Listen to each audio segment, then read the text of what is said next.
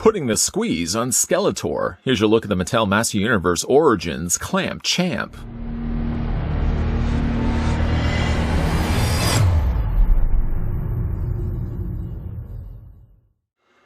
Modernizing and celebrating the original 80s Master Universe action figures, Master Universe Origins gives you the power to pose Eternia's greatest warriors as retro-style figures, or the new action-packed battle positions.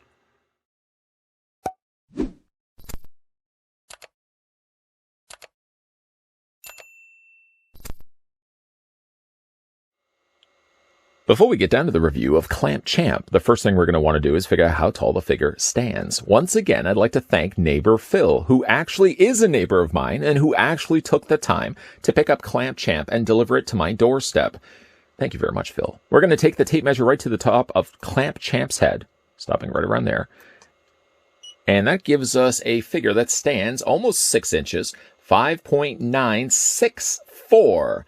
So unnecessary. 5.9 inches, let's just call it that. And let's just also call him in centimeters, 15.1. So he's about 15 centimeters in height.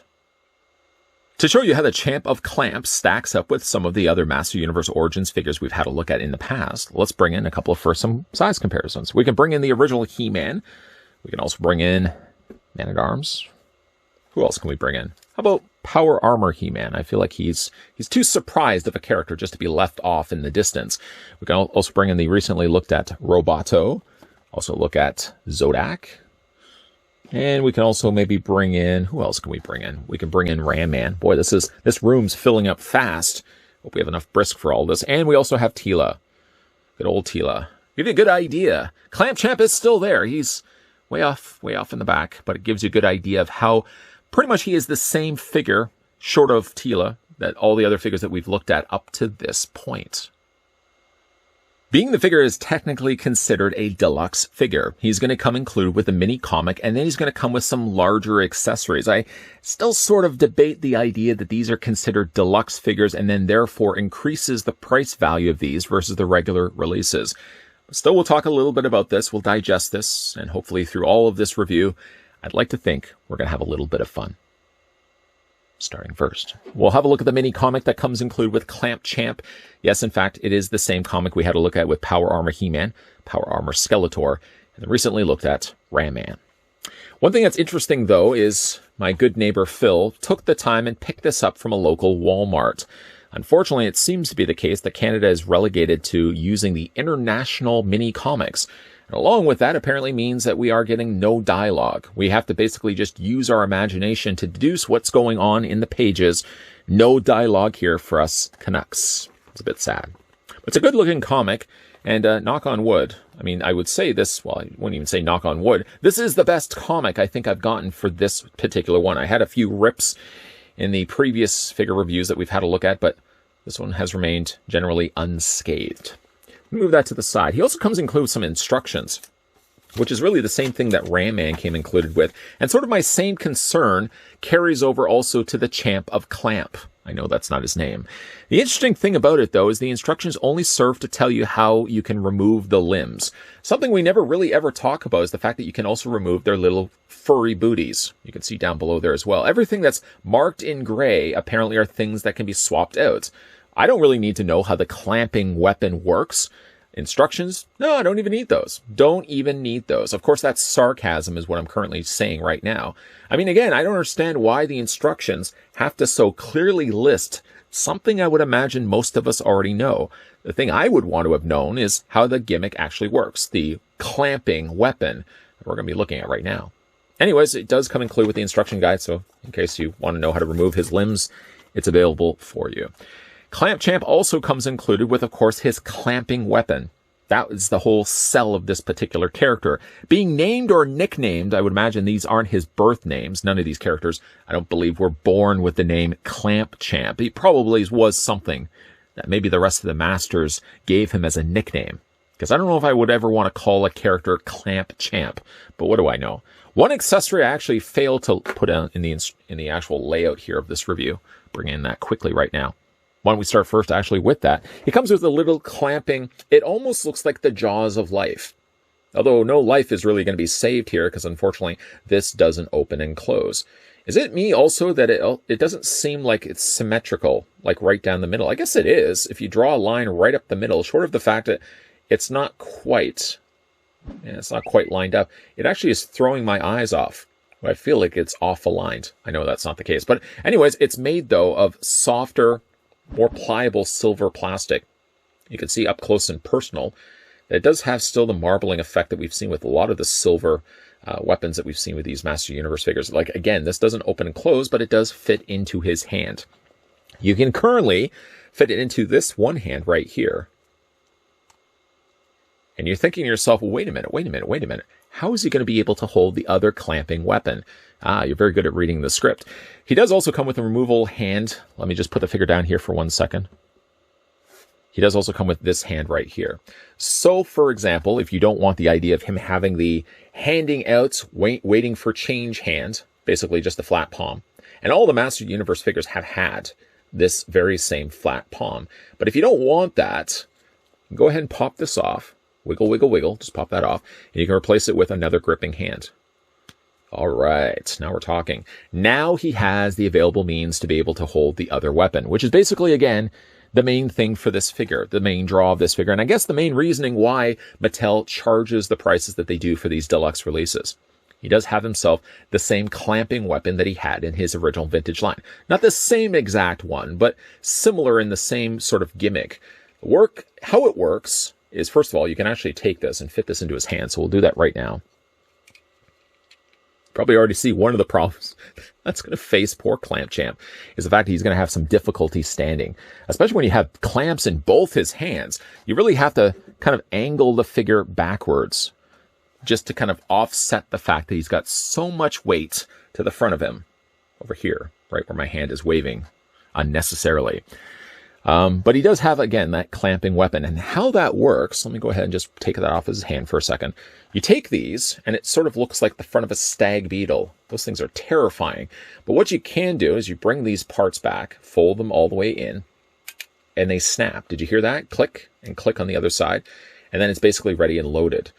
To activate it, you're going to press this button located on the top, right here. And when you press it, it brings those pincers forward. Isn't that remarkable? So remarkable, in fact. We'll do it again. Fold this back, and here, those little clicking sounds. When you're ready, good, and ready to clamp onto somebody, again, all you really have to do is just bring this forward. Just basically just push it down. Now, the one thing about it, though, is let me just reach off and grab a villain. Because it would make no sense that he's wanting to grab one of his colleagues, unless he does want to get back to the person that nicknamed him Clamp Champ. You basically just put your figure down here. You bring these back. Hopefully the figure isn't going to fall over on you. Get him to stand properly. Stay there, Beastman. We need to do a demonstration. And basically all you do is just latch this around. And it does somewhat of a good job. I mean, obviously, it's not going to clamp completely around him. And a lot of times, you're probably going to result in knocking the figure over. You've done enough. Thank you. Thank you, Beastman. Go pick yourself up a Rice Krispie treat. So basically, all you do is, like I said, this just attaches into his hand like that. And it does, like I said, add some additional weight to the figure, facing forward, of course. With the specific clamp weapon, you have to get it just right into his hand. And a lot of times it does feel like it sits awfully loose. But again, the downside to this is the figure is going to be extremely front heavy, depending, of course, what mileage you'll have by how high up you have that clamp. If you want to have it a little bit lower down, it might be a little bit easier to stand the figure, as you can see right there. The other thing he comes included with, let's go ahead and remove this. Go ahead and remove this. Put these to the side. Is he does also come with a swappable head sculpt. Now, this is something I find rather intriguing. This is the head sculpt that he comes included with, and yet along with that, I feel he comes with a much cooler looking head sculpt. Look at the smile on this head sculpt. And I ask you, of the two, is this not the neater looking head? Unfortunately, though, one downside. It ain't perfect, people. There's always going to be stumbling points. And unfortunately, in the stumbling points here, I don't really know what's happened to his eyebrows. Now, this one isn't so bad. The eyebrows are lining up perfectly with the molding of the face. But I'm just going to put this figure down, and I want to show I want to show you the head sculpt that you get. And like I said, it's not all smiles and roses. If you look at it, clearly it looks like the eyebrows just been painted over top of the mold. It's off completely. It's like somebody trying to draw in an eyebrow.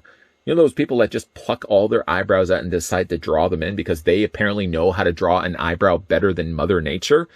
It always looks like you've just drawn in an eyebrow. And sadly here for Clamp Champ, not only has he missed this by just a little bit, but he's missed this other side completely. My. Now, granted, again, if you're going to be looking at it from the distance, you may not even notice it. You may not have even noticed it unless this humbled reviewer pointed out the off-aligned nature of these hand-drawn-in eyebrows. Despite that, and you may say that's a strong enough argument for not to be displaying this head sculpt. Despite all that, I'm still inclined to display this instead of this head sculpt right here.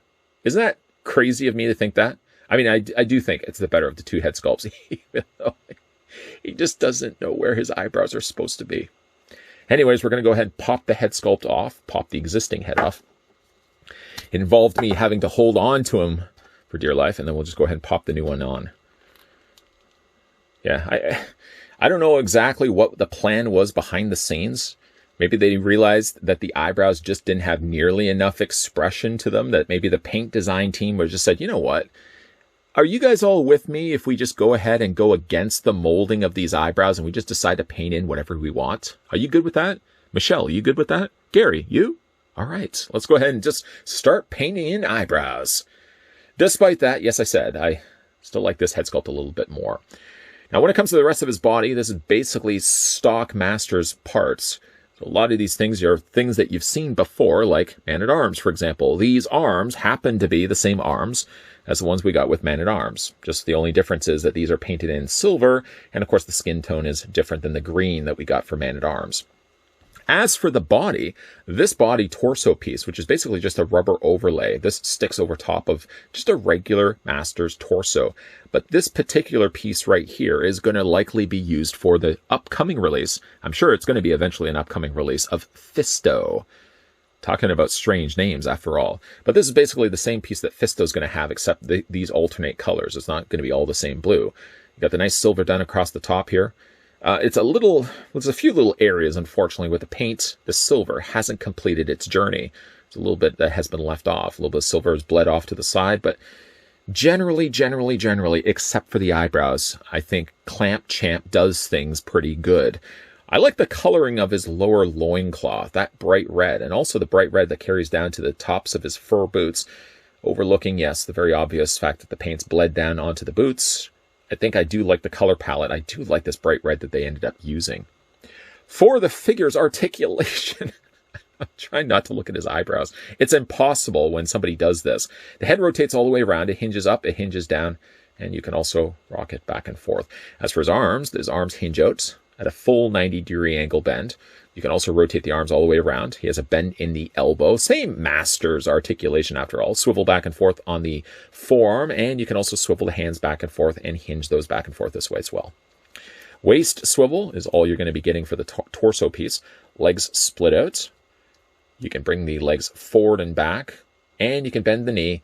A lower leg rotation, a swivel where the boot's connected to the calf, and there's also the articulation in the boots. Back and forth, swaying back and forth ankle pivot there as well. And yes, if you want to get the retro design of these characters, the retro look, instead of having the legs straight like this, simply just bend the knees and then compensate by bringing the legs forward.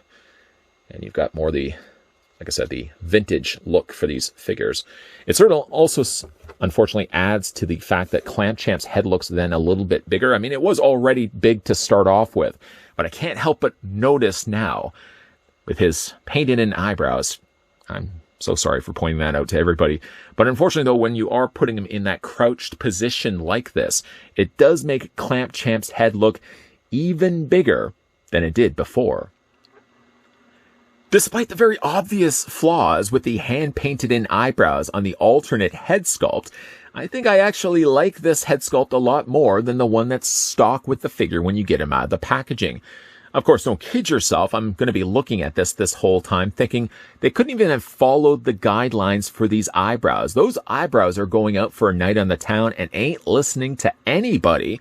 But it's sort of similar to when you see somebody that's painted in their own eyebrows. You're trying not to look at it. You're trying not to notice it.